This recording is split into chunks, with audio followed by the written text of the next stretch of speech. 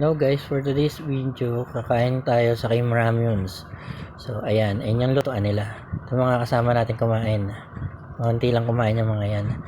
So ito, pipili tayo ng noodles. Ito yung mga kapili na siya.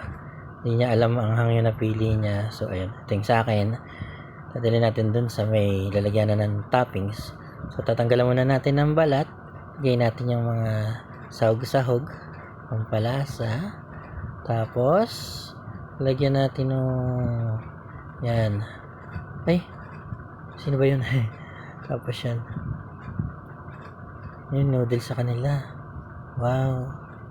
Ang masarap yan. So yan na, nilagyan na ng mga dumplings, ng fish cake, ng crab balls, crab stick, at saka yung baboy. Tapos yan. So kailangan ng pumila para magbayad. So, binigyan kami ng 15% discount dahil dun sa discount daw ng company na pinagkatrabuhan namin. So, ayan, naka-discount ako. Binigyan niya pa ako na, yun lang binayaran ko. Tapos, 216 yata yung discounted. Kasi yan, pipindutin mo yung M1 tapos yung start. Bali 5 minutes yan magluluto. So, habang nagluluto siya, iwan muna natin, kunan natin yung palibot ng Kim's Ramyun sa Fairview Terraces. So, ako yan. So, lakad-lakad. Video. Ito yung mga drinks nila. Parang pagpipilian, mga dessert, ice cream. Tapos yung baso na may yelo.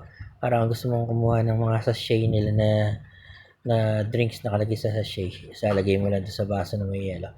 So yan, malapit na maluto yung aking sinalang. Ito nga pala, may nagluto ng pansit canton. Pati yung plastic.